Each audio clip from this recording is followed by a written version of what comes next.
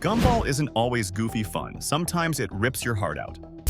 Today, we're counting down the 10 saddest episodes that emotionally destroyed us, from heartbreaking betrayals to powerful lessons on love and loss.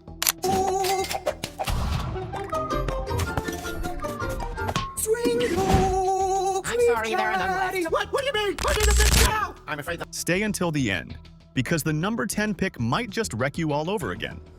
Episode number 1, The Origins. Part 2.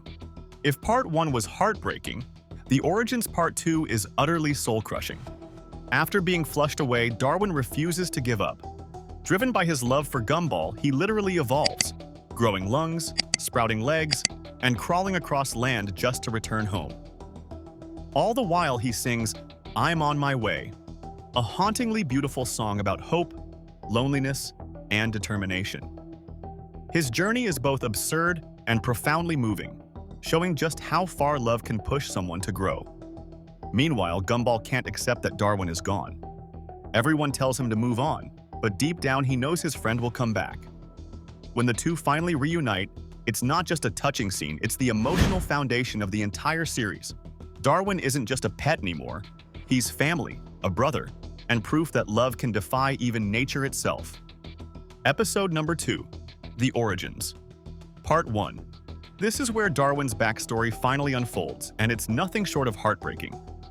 Gumball, notorious for accidentally killing his pet fish one after another, is given one last chance when Richard brings home a new goldfish. That goldfish is Darwin. But Darwin is different. He watches, he learns, he loves. Slowly, he begins to mimic Gumball, developing quirks and emotions that no ordinary fish should have. Then, in one cruel accident, Nicole and Richard flush him down the toilet after he starts to speak, mistaking him for a nightmare.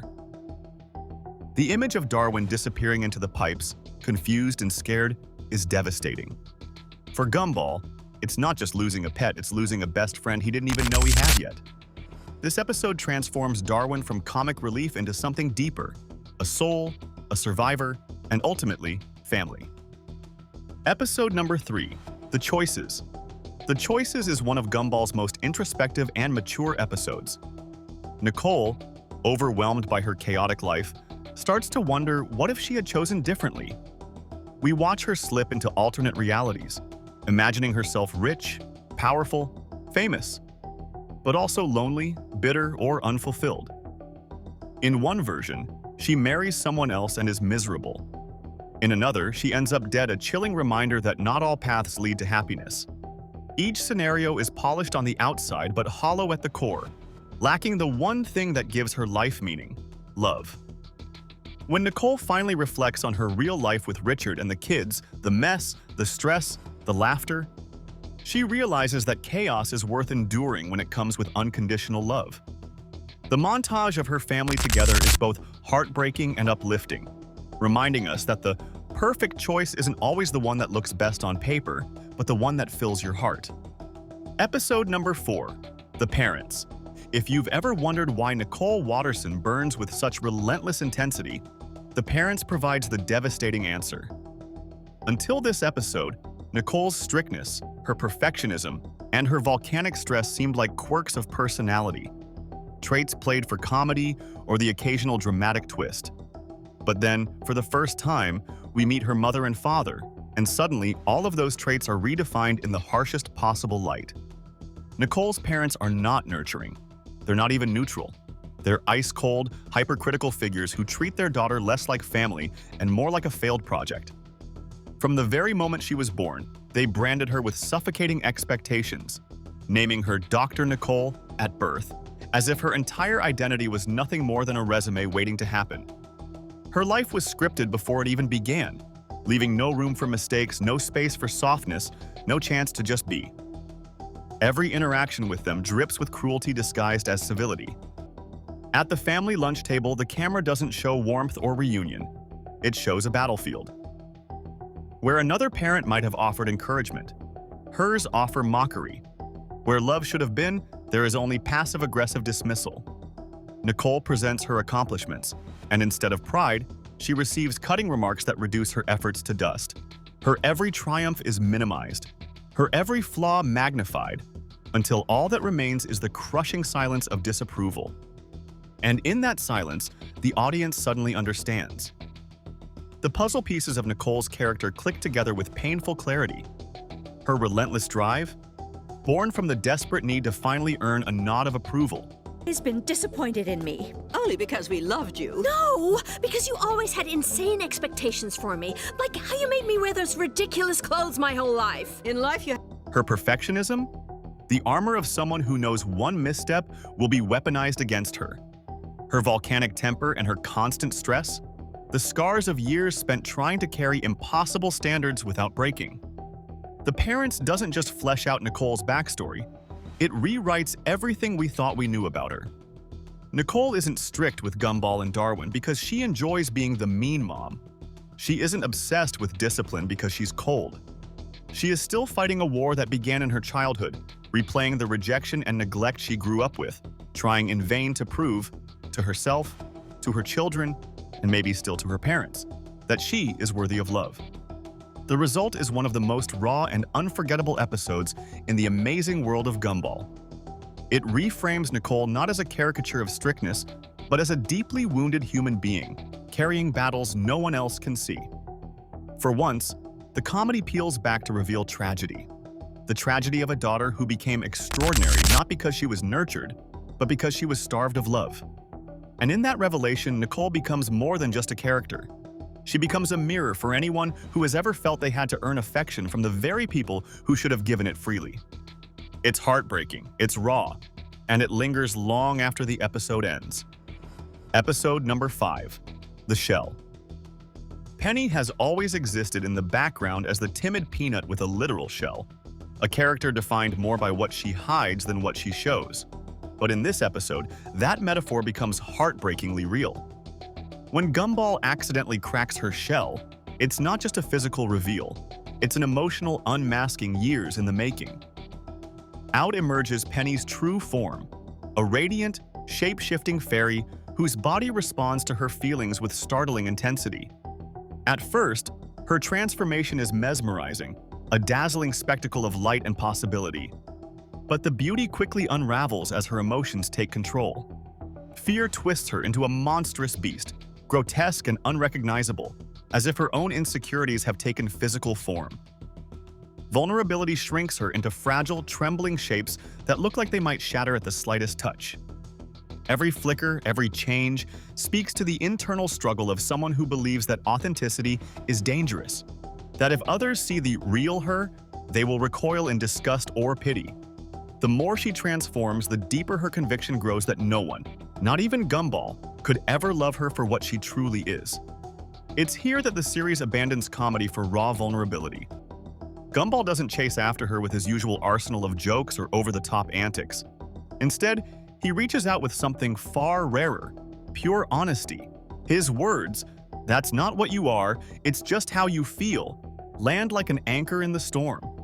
It's a line that resonates far beyond the cartoon, echoing the experiences of anyone who has ever hidden behind a mask, terrified of rejection, convinced that their worst moments define them. What makes the moment unforgettable is that Gumball doesn't try to fix Penny or stop her transformations. He accepts them. He sees her beauty and her chaos, her light and her darkness, and embraces it all. That acceptance becomes the turning point, not just for Penny, but for the show itself. In a series known for absurdity and satire, this scene shines with unfiltered sincerity, delivering one of the most profound messages in the Amazing World of Gumball. That love is not about perfection or stability.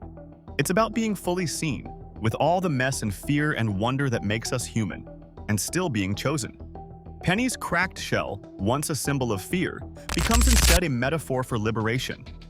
By breaking, it allows her to step into her full, messy, dazzling self, and by loving her in every form, whether radiant fairy or raging monster, Gumball proves that true love is not about controlling or hiding who we are, but about embracing it, chaos and all. Episode number 6, The Hero. Richard is almost always the series' punchline. The lazy, gluttonous, irresponsible dad who'd rather watch TV or eat donuts than do anything remotely useful. For most of the Amazing World of Gumball, he's a walking disaster, defined by immaturity and absurdity. But the hero rips away that mask of silliness and reminds us of something essential. Beneath the buffoonery is a father with a fragile heart and a desperate need to be loved by his children. The episode begins with what seems like harmless teasing. Gumball and Darwin, embarrassed by their dad's antics, start mocking him at school. They laugh about his failures, about how he never accomplishes anything, about how useless he is compared to real dads. There's that now! He can stop me from that control box! I'm coming to save you! Here we go. We're doomed. Don't worry! Have some... But then Richard overhears them, and for once the joke doesn't bounce off his thick skin. His goofy grin collapses. The light in his eyes dims. In that instant, the eternal clown is stripped bare, and we see not incompetence, but heartbreak. For Richard, whose identity as a father is already shaky, his son's ridicule lands like a devastating betrayal. Nicole, furious, punishes the boys, but punishment isn't enough. The guilt festers inside Gumball and Darwin, gnawing at them until they can no longer ignore it. They realize that beneath all his flaws, their dad has always been there for them in the only way he knows how. And so they make a decision. They will give Richard a chance to feel like the hero he has always wanted to be. Their plan, of course, is absurdly dangerous. They stage a crisis in a junkyard, setting up a scenario where Richard must swoop in to save them. It's reckless, chaotic, and entirely in character for the Wattersons. But the intent is pure. They want to rewrite the story, to undo the harm their words caused by proving that, to them, their father is more than a punchline. When the moment arrives, Richard predictably stumbles. He fumbles every step of the way, panicking, tripping, making everything worse before it gets better. But beneath the chaos lies something that has always defined him: love. Clumsy, reckless, unconditional love. And it's that love, not skill, not intelligence, not competence, that pushes him through. Against all odds, with a little help from cartoon logic and a touch of plot armor, Richard rescues his children. The climax of the episode seals its emotional weight with a flashback. We see toddler Gumball running joyfully into Richard's arms, his face lit up with pure, unshakable trust. That memory reframes everything. To Gumball and Darwin, their dad was once larger than life, the first and truest hero they ever knew. And in that moment, as past and present collide, the silliness fades into something profoundly human. Richard will never be the perfect father. He'll never be reliable in the traditional sense, or wise, or disciplined. But the hero reminds us that fatherhood isn't measured by competence, it's measured by love. Richard is chaotic, foolish, and often an outright liability, but his devotion to his kids is absolute. It's messy and clumsy, yes, but it's also beautiful in its own way. And perhaps that's why this episode hits so hard. It dares to strip away the laughter and show the raw pain of a parent who just wants to be enough. It reveals the uncomfortable truth that even the goofiest, most flawed dads can be heroes, not because they're perfect, but because they never stop loving. Episode number 7, The Roots. Darwin, usually the beacon of joy and innocence, faces something far darker in this episode: an identity crisis. It begins with a small, seemingly harmless moment. While passing a pet store, Darwin gazes at the fish in their tanks.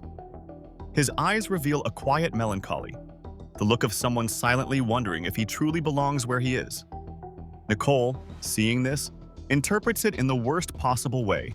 She becomes convinced that Darwin feels out of place, that deep down he longs to return to what she believes is his real home, the water. And here lies the tragedy. What begins as a simple misunderstanding slowly transforms into a devastating portrait of how even the sincerest love can wound when it fails to truly listen. The Wattersons, desperate to make Darwin happy, launch into a series of absurd and cruel attempts. They feed him worms as if they were delicacies. They dangle hooks in front of his mouth, treating him like a wild fish. Eventually, they go so far as to stage a return to the pond, convinced that the only way to love him is to give him back to nature. On the surface, these moments carry the trademark comedy of Gumball, but underneath the laughter lies something heartbreaking. A child being treated as if he doesn't belong, as if the love and family he's built were somehow not real. And then comes the harshest blow, With complete seriousness, the family drives him to a pond and leaves him there. The car pulls away, and Darwin just stands at the water's edge. You don't move a muscle until I say so, okay? Mom! Mommy! You gotta see this, Mom! Ah! Mommy! Mom! There's something you gotta see! Mom! Mommy! Mom, come on! You have to see this! It's amazing! Come on, Mom! You gotta... Small, broken, and utterly abandoned. His expression, blank and hollow, captures one of the most harrowing images in the entire series. The purest, kindest soul of Gumball being cast aside by the very people who should love him most. But in that moment of despair comes Darwin's most moving truth. He doesn't give up. He doesn't accept rejection. Instead, he runs after them. Not because he longs for a pond, not because he doubts his place, but because all he ever wanted from the beginning was something as simple as a cool fish tank he saw at the mall. That revelation turns the absurdity into tragedy. Darwin never questioned where he belonged, yet for a fleeting moment his family did. That fleeting betrayal cuts deep. It shows that real love isn't just about giving. It's about listening and truly understanding the people you care about. Darwin's unwavering loyalty, his decision to run after his family even after they left him behind, makes him shine brighter than ever. His small, fragile figure standing by the pond becomes one of the show's most haunting images, a child abandoned, yet still filled with hope. For viewers, the moment is unforgettable. The sting of injustice, the heartbreak of watching him so lost, and finally, the tearful relief when he runs back, not because he questioned his place, but because he never doubted where his true home was. The episode crystallizes Darwin's essence: pure love, undeserved pain, and an endless willingness to forgive, no matter how badly he's misunderstood. Episode number 8, The Weirdo. Susie has always been the embodiment of weird. Her very existence defies categories: a walking fish-like head with legs, a presence that feels both comic and unsettling.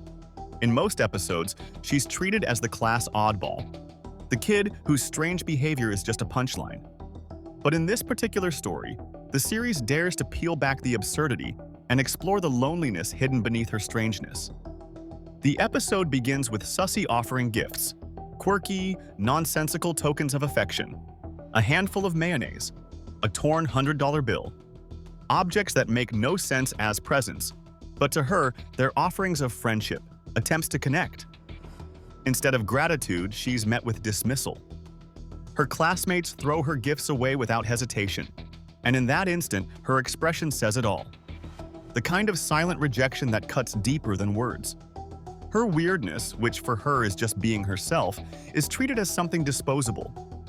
Gumball, to his credit, tries to help. But Gumball's help is Gumball.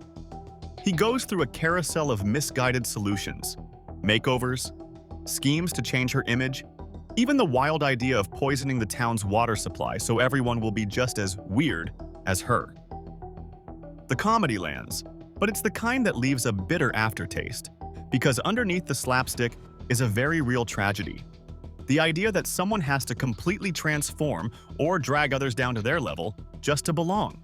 And so Susie takes the most heartbreaking step. She forces herself to act normal.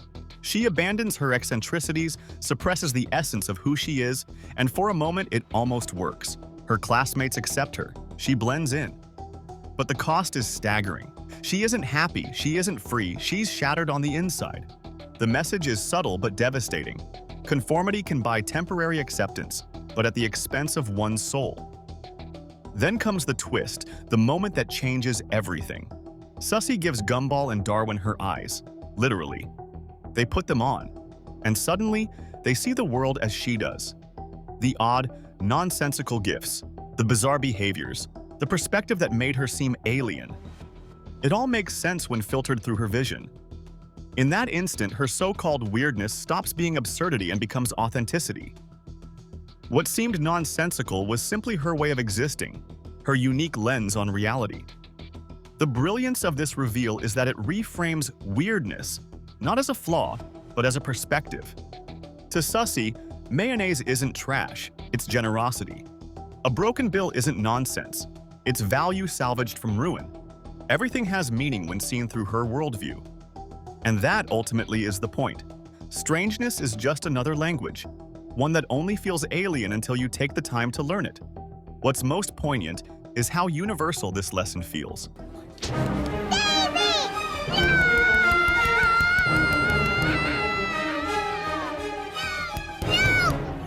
Relax, sis. It's only a toy.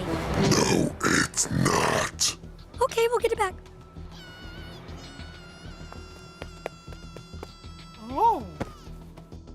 Everyone, at some point, has been sussy. The kid who tries to connect but fails. The friend whose attempts at kindness go unrecognized. The person who feels like their gifts, literal or metaphorical, are tossed aside as if worthless.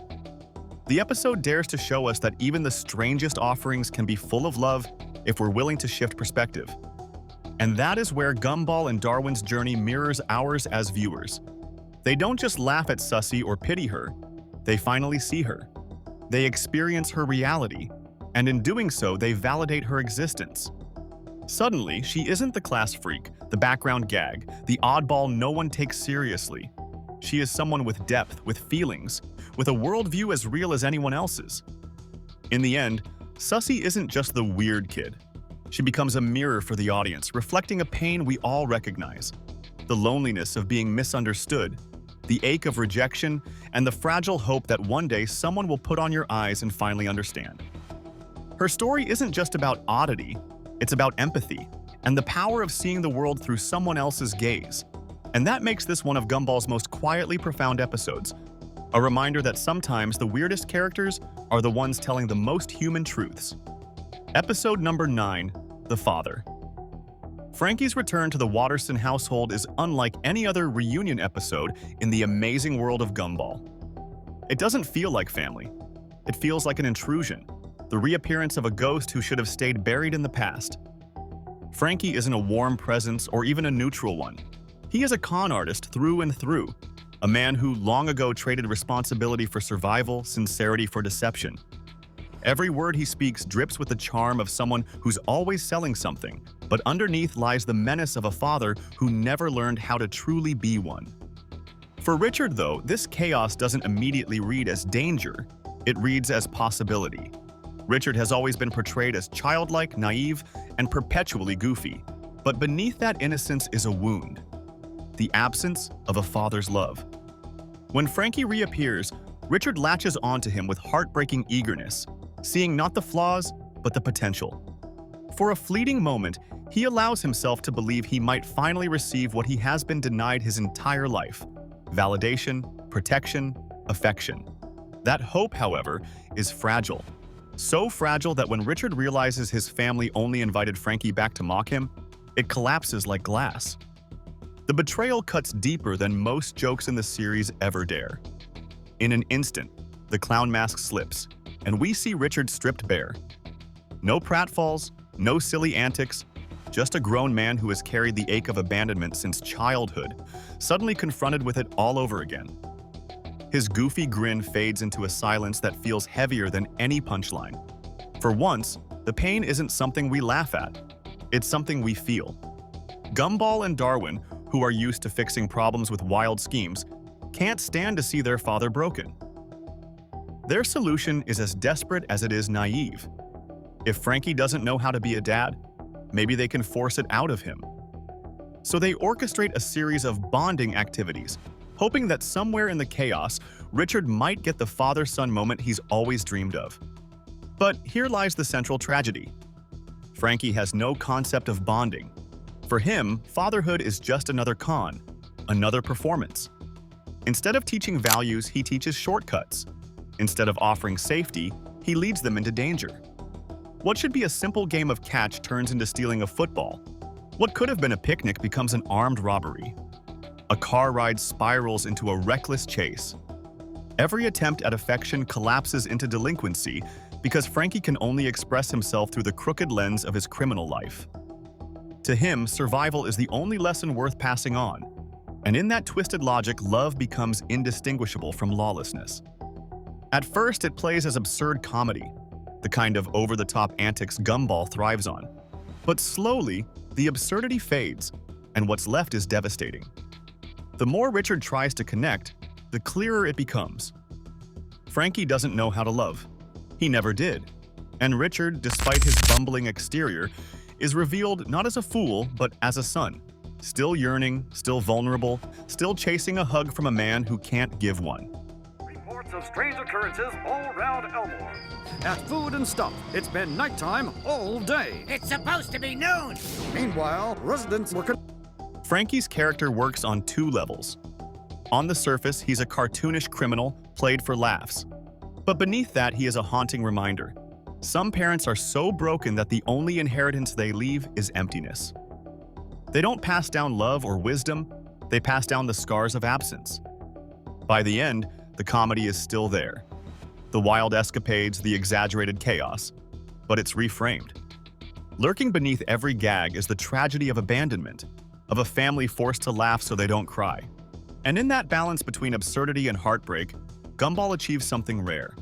It strips away the cartoon mask to reveal something raw, human, and painfully relatable.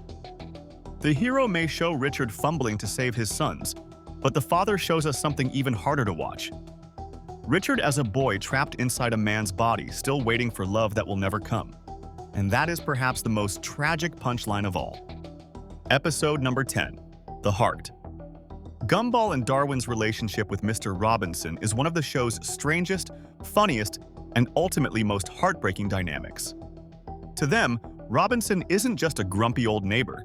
He's a surrogate father figure they've sculpted in their own minds. They project onto him the kind of approval and admiration every child craves, believing that if they are loyal enough, helpful enough, and devoted enough, he will one day open his heart and accept them. What makes this devotion both hilarious and tragic is that Robinson never asked for it, never encouraged it, and never even understood it. He simply exists, and in their eyes, that's enough to make him a hero. But the illusion doesn't last. When the boys overhear Robinson dismissing them as two little meat gargoyles, the fantasy collapses in an instant. The phrase is cruel, almost absurd in its grotesqueness, but its sting is real. It reveals the truth. They were never protégés or beloved disciples, but nuisances he tolerated only because they amused or benefited him. For Gumball and Darwin, the betrayal is seismic. It's not just the loss of an idol, it's the death of a bond they thought was real. Robinson's clumsy attempts to patch things up are even more telling than his insult. Instead of genuine remorse, he falls back on grotesque, almost nightmarish solutions that expose just how malformed his understanding of love truly is. He tries Cold War-style brainwashing, as if loyalty could be manufactured in a lab. He offers gifts that are wildly inappropriate, proof that he has no idea what affection actually looks like. At one point, he even turns to threats, confusing obedience with care. These efforts are not just misguided. They're a devastating portrait of a man who has never learned to give or receive love in any healthy way. And then comes Rocky. Sweet, bumbling Rocky, who often seems too naive for his own good, becomes the unlikely catalyst. His suggestion is painfully simple: try kindness. For a brief moment, Robinson listens, but because he is so awkward, so utterly unskilled in the language of empathy, even his attempt at a compliment misfires. "You have huge hips," he tells Nicole, or in this case, offers a similarly clumsy remark. It's absurd, it's uncomfortable, and yet, it's oddly human. The humor lands, but beneath it there's a glimpse of sincerity, trying and failing to break through. For Gumball and Darwin, that half-hearted effort isn't enough. They crave closure, proof that the man they idolized is capable of feeling something real. And so, in one of the show's strangest and most haunting sequences, they force-feed him love, quite literally, until his hardened exterior cracks. A single tear falls. It's played as comedy, but in context it carries the weight of tragedy. That tear isn't victory. It's not reconciliation. It's a fleeting sign that even the most embittered heart still has the capacity to feel. The genius of the episode lies in that tension. On the surface, it's absurdist comedy about two kids harassing their cranky neighbor into loving them. But underneath, it's a reflection on parasocial bonds, on the dangers of idolizing someone who cannot reciprocate, and on the pain of investing unconditional devotion in someone emotionally unavailable. It forces us to ask, is love still love if it's demanded rather than given? Can kindness forced through desperation ever feel authentic? Ultimately, the story isn't about Robinson changing. It's about the boys learning that admiration without empathy is hollow, and that affection without reciprocity can feel indistinguishable from cruelty. At its heart, it's a meditation on the fragility of human bonds, how easy it is to break trust, and how devastating it is to love someone who simply doesn't know how to love you back. And those were the Gumball episodes that hit us harder than any Pixar movie. Which one broke you the most? Share it in the comments. Want to know? I'm not alone in this emotional chaos. If you want more deep dives and rankings, don't forget to hit subscribe and join me for the next breakdown.